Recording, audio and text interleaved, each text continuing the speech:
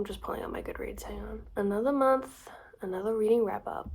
Hello besties, welcome back to my channel. I know the last video that I uploaded to my channel was a reading wrap up, but another month has passed. I've read more books. I want to talk to you about them, so I'm gonna do my October reading wrap up today. Quickly looking at my Goodreads, I didn't seem to read that much in October. I read 11 books, and I mean, just looking at the covers, I definitely read some good books last month, some books that I really enjoyed, but I definitely didn't read all of the books that I wanted to. I had such a massive TBR for October. I'm sure like a lot of people do this, but I tried to save all of my sort of dark horror, spooky, gothic books for the month of October, and I just didn't read. Like, I think any of the books that I had on my TBR, all of the books that I read in October were kind of very random. I had like so many books that I wanted to read for videos. I wanted to read a bunch of paranormal romances and do a video where it's like, if you like these YA paranormal romances, you should read these adult paranormal romances. And I also really wanted to do a video reading some horror, spooky, gothic classics that I haven't read. I ordered a bunch of books online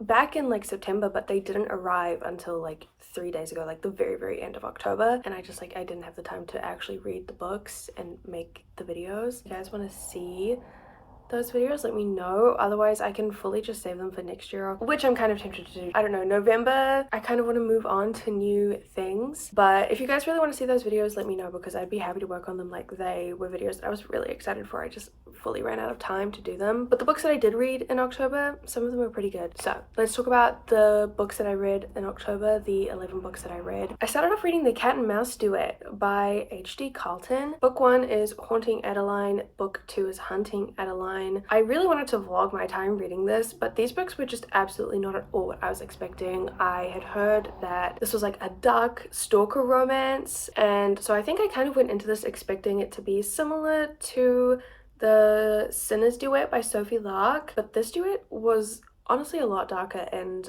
I would say the first book, kind of a romance. The second book, not really. This duet is about Addie and Zaid. Addie is a writer who, at the very start of the book, moves back into her grandmother's house. I believe her grandmother's recently passed away and has passed the house down onto Addie. And it's like super old, super gothic, like you immediately get haunted house vibes from this place, right? Addie moves in, she finds her grandmother's old diary and she starts reading it, and soon comes across a storyline within her grandmother's diary about her grandmother being stalked. But from the way that her grandmother's writing about it, it's not necessarily a bad thing. And this is like interesting because it ties into Addie's life in the present day, where she is also being stalked by someone. She doesn't know who, but someone's getting into her house, someone's leaving her flowers everywhere, leaving little notes. And I mean, rightly so, she's a little bit scared, but honestly, like, not scared enough. Like, the first time Addie actually sees her stalker, like, she sees a guy standing outside her house, this girl is like, oh, that's terrifying, but she doesn't like call the police or, you know, run and hide. She runs outside and like approaches the stalker and is like just like yelling at him, like, get the fuck out of my house, stop fucking with me. I really am just like, you're pissing me off now, right? And I don't know if it was because Addie was reading her grandma's diary and her grandma was like kind of falling in love with her stalker, and Addie was like, well, if my grandma survived her stalker, I can too. I don't know what that girl was thinking, but some of the decisions that she made in this book, questionable. Obviously, us as the readers, like, we know that the guy who's stalking her, his name's Zaid, we know that he's a good guy, even though he is stalking Addie. And also, we know that it's a romance, we know that they're going to end up together, we know that we're supposed to root for them. But even then, the way that H.D. Carlton wrote this, it was suspenseful. I was scared, like, especially the scenes where Addie would just be walking around her house and she'd look out the window and someone would be there. That is like one of my biggest fears ever, just seeing someone standing outside my window. That was so terrifying. The suspense in this book was really good. I gave this 4 stars, and so like this book is kind of tense. Like, you get to the end, Aid and Zaddy are like together.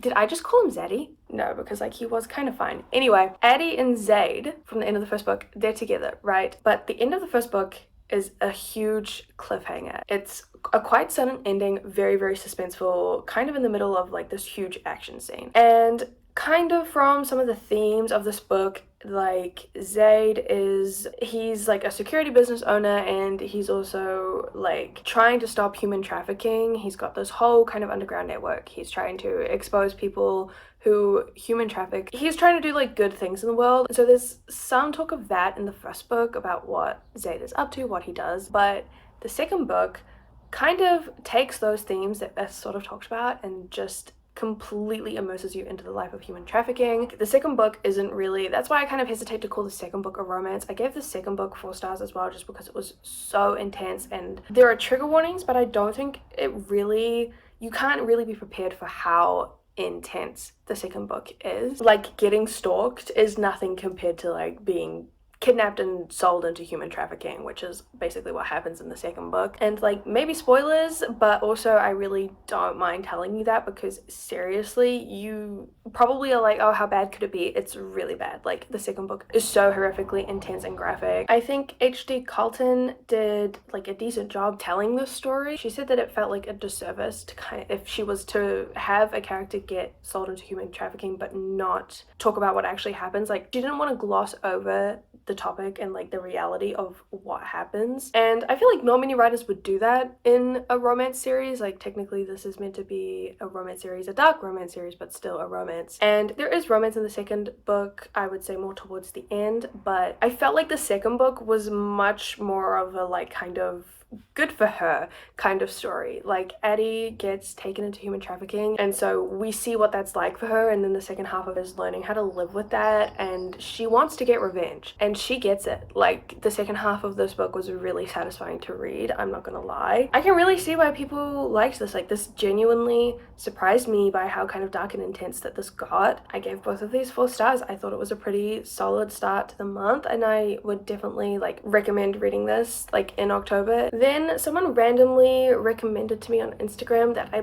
pick up Brutal Intentions by Lilith Vincent, and I didn't give this one a rating on Goodreads because I honestly don't know how I feel about it. This was quite a short Kindle Unlimited romance, and this is about Mia, who I think is in the mafia, like her family's in the mafia somehow. Mia is like fresh out of high school, young, and she's currently dealing with the fact that her new stepdad really wants to take her virginity. From that concept alone, I don't really love it. So what, this is kind of like a dark mafia romance. It's a little bit of a forbidden romance, stepdad, age gap, a little bit taboo. I think the thing for me though was this could have been done well. I think it really just needed to be a lot longer than it was. It really just felt like so rushed and so underdeveloped, and it felt like Lilith Vincent had thought of these like specific scenes and specific moments between the two main characters that like honestly were good, but they just needed more around them to actually make them impactful and actually make me care about them, because I just honestly, like, this was just a little bit forgettable. If you're into any of the tropes that I mentioned, maybe pick this up. I think you'd like it, and it would be a super quick read, but ultimately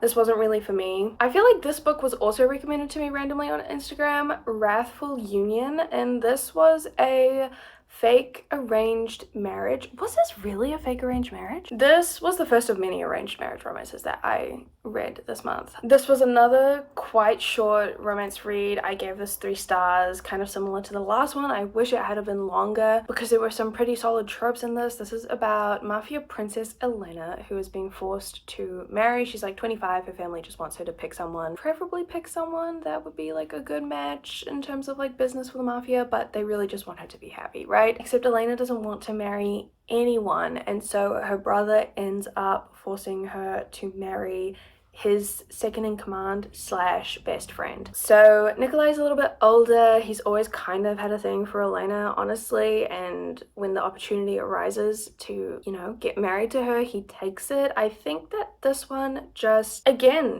super too fast. Like, there wasn't enough here for me to really connect with the story or care about the characters or the romance. I feel like this needed just a little bit extra external plot to kind of really get me into the story, because nothing was really happening apart from the fact that they had to get married to each other and move in together and like try not to fall in love with each other even though they both were already in love. So I don't know. So I gave that 3 stars. Honestly, I'd probably also give Brutal Intentions 3 stars as well. Maybe both of those actually should be 2 stars. If you see me changing my ratings for these books on Goodreads after this, don't comment. Next, I read another arranged marriage, but this was a 4-star romance for me, and this was a little bit different from the other arranged marriages that I read this month because this was a paranormal monster romance. This is about Ophelia, who comes from this family of monster hunters, basically. We find out right at the start that Ophelia has been exiled from her hunter family community, basically because Ophelia has always wanted to get down and dirty with the monsters instead of killing them. So Ophelia has been exiled, hasn't heard from her family or any of the hunters for years, until one day her sister calls her and says that the hunters need her help. They need her to go into the monster realm. I don't know, I don't think it actually has a name. I want to say that it's called the Shadow Realm, but Ophelia needs to go live with these monsters and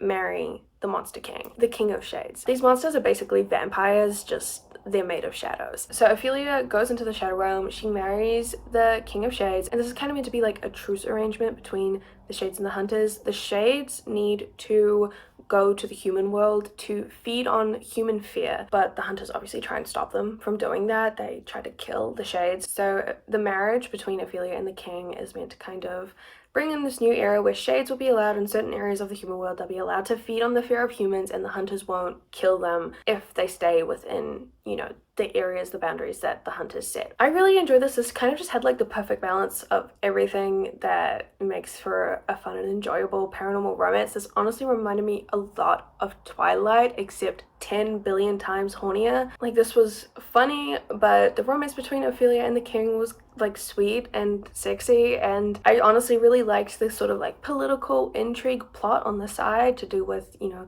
the truce between the Shades and the Hunters. And like, it doesn't take long for Ophelia and the King to kind of realize that the Hunters, they're not really intending to uphold this truce, and they have ulterior motives, and so they're kind of trying to like figure out what those are and take down the Hunters. I just like, this was honestly a really solid, good time. I couldn't stop reading this. This was just like super fun, and I genuinely think that if you grew up liking Twilight, you would probably really enjoy this. In October, I read one physical book, and I don't know where I've put it, but I managed to get a copy of All's Well by Mona Awad. This is her newest release, and after reading Bunny like 1-2 years ago, I have just been waiting for a new Mona Awad book. Like, I genuinely think that Bunny is just one of the best books that I've ever read. It's genius, and I just think Mona Awad is incredible at what she does. And All's Well has been out for a while, so I was excited to finally get a copy. It was like the last copy that they had in the bookstore by my house, so grateful that I was able to get that. And I definitely don't think this was as good as Bunny, which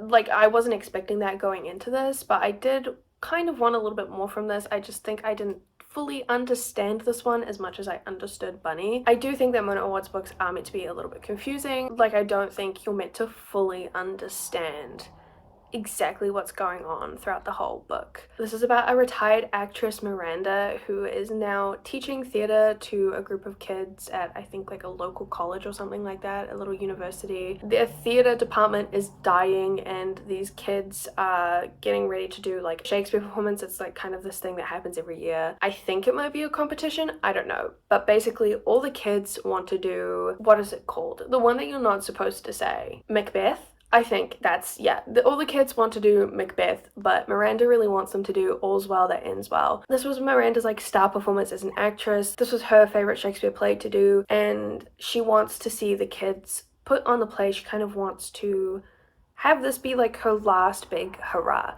There's some weird unexplainable sort of magic to this story. Miranda is disabled. She basically had an injury that ended her acting career, and so she's in a lot of pain, and we see that she is trying to fix this, but nothing's working. But one night she's at a bar and she meets these 3 men who claim to not only be able to help her put on All's Well That Ends Well, but also help her with her pain. And the story is just like so wild. Like, reading a Mona Awad book, you just never know what is going to happen next, and I absolutely love it. I love how her books are so feminist, but told through the genre of horror. I just think it is so perfect, honestly, for the feminist themes and discussions that Mona Awad presents in her stories. I love this genre, the feminist art house horror, and I gave this 4 stars. As I said, I didn't really like this as much as Bunny. I didn't really get it as much as I got Bunny, but this was still just absolutely genius. By the time that I finished All's Well, it was the day of Anna Huang's third release of this year. So I picked up King of Wrath. This is the first book in a new series by Anna Huang, and this is another arranged marriage romance. This is about Vivian and Dante. Vivian is the heiress to a jewelry company. Her family is very much a new money kind of family though, and they are trying to marry both of their daughters off to old money men who have connections to circles of society that Vivian's family don't really have access to. Vivian is shocked to find that her family has managed to match her up with Dante, who is arguably the most eligible bachelor at the time. I genuinely couldn't tell you what Dante does, like why he's so rich and like famous. His family's, it's not like he's in the mafia or anything like that, because his family actually has a bit of a run-in with the mafia and he's trying to kind of get them out of that, and that has to do with his arranged marriage to Vivian. But they both go into this marriage. They honestly both don't really want to get married. This marriage has come at the most inconvenient time kind of for both Vivian and Dante, and so it's kind of like not enemies to lovers exactly, but they don't like each other and they're not happy with the situation, but I guess they're both trying to make the best of it. I would say Vivian is definitely the most hopeful about their relationship going well and, you know, them having an amicable marriage. I would say Dante is like a classic Anna Huang male love interest. He's broody, he's gruff, he's stoic. He's basically just a big grump, and he doesn't like the fact that Vivian is moving into his home and changing his life around, and he doesn't like that he actually kind of likes her. I think this was just done so well, and honestly, for the third book that Anna Huang has released this year, this was amazing. Like, you would kind of just think an author putting out that many books in 1 year that the quality would just kind of get worse over time, but honestly her books just keep getting better. I will say I think Dante stood out to me more in this book. Like, going back over my highlighted quotes from the book, I only really highlighted parts with Dante in them, things that Dante said, things that Dante did. While family is a very important part of the story for both of the characters, I feel like Vivian's whole plot wasn't really about her falling in love with Dante. It was really more her sorting out her relationship with her family.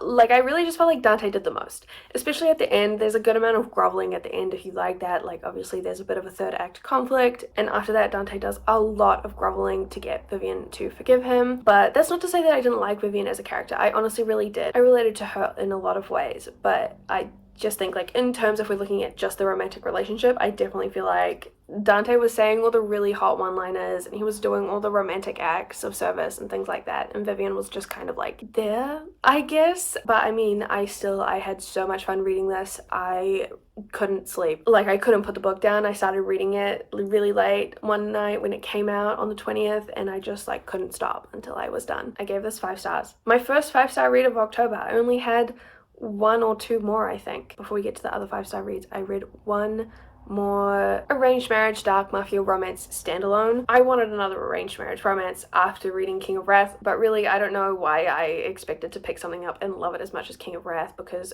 Anna Huang really just did that trope so expertly, so well, and so Painted Scars by Neva Altaj, this just like was not as good. I gave this 3 stars. Again, I think similar to the other books that I read earlier this month, this was just like a little too short. I needed this to be a little bit longer because this book had some really swoon-worthy moments. Like, the romance in this honestly was really compelling. This is about Nina, whose dad gets into a little bit of trouble with the mafia, and so basically to save his life she agrees to marry Roman. Roman is the mafia leader, and he is looking to get into an arranged marriage because recently he was in an accident, an explosion of some kind that left him unable to walk. And basically everyone in the mafia, everyone who follows him, thinks that because he can't walk, he is really like no longer worthy of being the mafia leader. And so Roman's in physical therapy. I think it is possible for him to walk again, but probably not ever like without assistance of some kind. So in the meantime, his second in command, I don't know why, but his second in command is like, you should get married, so like everyone knows that you can still get it. and like maybe they'll start respecting you again. So Roman is basically looking to just gain the respect of his people back. He does this by marrying Nina. It's kind of perfect because obviously Nina's dad has like fucked Roman over in some way. He's in trouble, so Roman kind of uses that to his advantage. And like Roman and Nina had a good relationship. I liked both of them as individual characters. I liked them together, but I think this was trying to be a slow burn, but I'm not even kidding, where it was like 20% in and they were like saying I love you and things like that. Like the pacing was just a little bit off. I really feel like this would have made an amazing slow burn romance, but all of the scenes that I would expect to see kind of in like the later half of the story they were just all happening in the first half of this book. I guess like Neva wasn't here to fuck around. Like she just got right into the like I would die for you and I would kill for you kind of moments between these two. Like it was just very intense very, very quickly. And I think maybe I wanted a little bit more of a slow burn. So this was very, very insta-lovey. I think apart from that though, it was really, really well done. And then the last 3 books that I read in October were part of a series. There is one more book in this series coming out. I don't know when, but I'm so excited to read this. I said I wanted a slow burn. I went online and actually someone was saying that if you had read the Darkverse series and you wanted another series that had similar vibes, you should pick up the Sinners Anonymous series by Soam Sketcher, and so that's what I did. Now I went into this series thinking that all of the books in this series were going to follow one couple, but that's not correct. The first book, Sinners Anonymous, follows Rory and Angela Vicious. Like his name is Angela, but like everyone calls him Vicious, so I'm probably going to call him Vicious. Rory is trying to save her family, kind of save her town, and she has sold herself into a marriage with this mafia don. Literally cannot remember his name, but basically he's just this creepy old guy. He is like disgusting in every single way, and the only reason he's really agreed to the marriage with Rory is because Rory has presented herself to this man as a virgin. So like this guy is going into this marriage with just the worst intentions ever, and Rory is absolutely dreading their wedding until this guy's nephew shows up, Vicious. So Vicious was actually next in line to run part of the mafia. Like the whole family is mafia and they rule different parts of this one kind of small coastal town. But when Vicious' dad dies and, you know, ultimately he needs to step up and be the mafia leader, he leaves. So the rest of the family has been kind of running everything without him. His uncle is kind of, I think, like the unofficial official leader in his absence. And so when Vicious comes back, no one really expects him to go up against his uncle anymore, or like anyone else in the family. They don't expect him to stake his claim as a mafia leader, and they certainly don't expect him to fall in love with his uncle's bride-to-be and steal her from him. But that's what happens. So this is kind of like a forbidden age gap mafia arranged marriage romance. It's kind of got it all, and this was the most excruciating slow burn I have ever read in my life. So I was reading this while I was actually like on a family holiday, and I was in the most foul mood on the day that I was reading this, because I would be reading it and I think I was at like the 40, 50, 60% mark, and the characters, Rory and Vicious, were about to like hold hands for the first time, and I had to go and eat lunch with my family, and I genuinely threw my phone across the room because I was just like so frustrated about the fact that I was just being like excruciatingly teased by this slow burn. Like I got to the end of this book and I honestly thought that they weren't even going to kiss once, because it was that much of a slow burn. And I thought it was going to be fine because I thought that the other books, there were 2 other books out, I thought that that would also follow Rory and Vicious, but they follow 2 other characters. So I gave this first book, Sinners Anonymous, I gave this 4 stars because personally I felt like the last like 5-10% of this book was way too rushed to really be satisfying. After all of that slow burn, like the slow burn was incredible, 5 stars for the slow burn, but after all of that slow burn, I needed just like a little bit more from the ending to really be satisfied. And so the next 2 books are kind of like their own little duet within the series. This follows Raph and Penny, and their romance was exactly what I wanted from Sinners Anonymous with Rory and Vicious. Like I wanted this kind of mini duet, slow burn goodness, because this was incredible. So Sinners Condemned and Sinners Consumed follows Raph and Penny. Raph is the middle brother of the 3 Visconti brothers, so Vicious's younger brother. Raph is kind of like the businessman of the group. He does kind of all of the above board business, right? He like owns and runs a lot of casinos and clubs and things like that. And Raph and Penny have this sort of like hateful enemies to lovers romance. They meet at a bar and Penny kind of challenges Raph to a game. She doesn't know who he is, but she definitely knows of him. She just doesn't know that she's talking to Raph Visconti. And she stupidly but luckily swindles him of his watch. And Raph is kind of like immediately intrigued by this girl. Like, he always wins games. Like, he doesn't believe in luck. He's just like really, really good at like playing games because he owns all these casinos and things like that. And so someone who actually beat him in a game, he's kind of shocked, he's very intrigued, and they keep running into each other in just kind of like the worst circumstances. Eventually Raph gets kind of sick of Penny just kind of causing trouble and he offers her a job, and so Penny starts working for Raph on his private yacht. He has a private yacht that's also kind of doubles as like a club, honestly, and so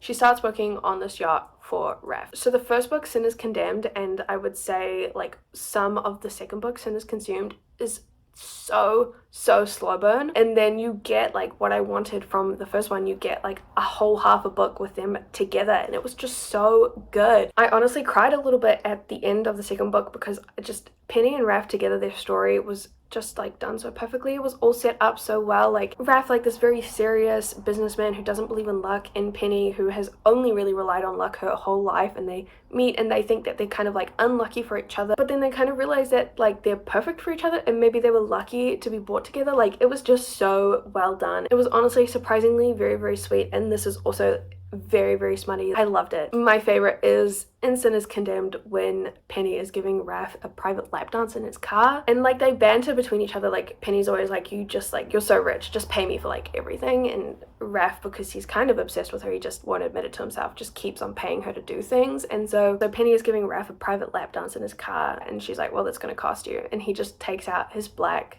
Amex credit card and puts it in her mouth, and he tells her the pin. Men spending their money on the woman that they love is, I think, possibly one of my biggest fetishes ever. Like, I don't know what it is. Every time I read something like that in a book, like, I am squealing, giggling, kicking my feet, like rolling around on the bed.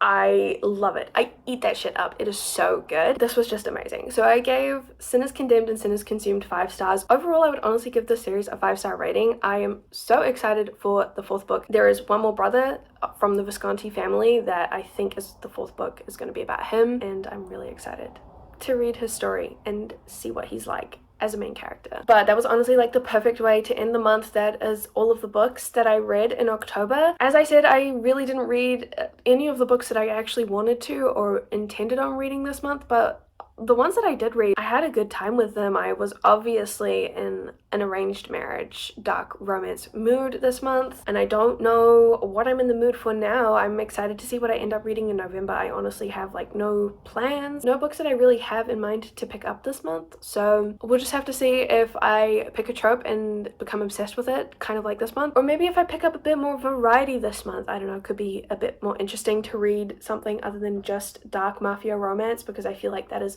all that my wrap-ups have been for the past few months. But I hope you guys had a great month. I hope you guys read some good books in October. I would love to hear what you guys got up to, what you guys read. Let me know down in the comments, or you can message me on Instagram or talk to me on any of my other social medias. They'll always be linked down below. But that is it for this video. Hopefully I will be back in November with some other videos. Hopefully the next video you see from me isn't my November wrap-up. Hopefully it's something a little bit different. But until then, bye besties.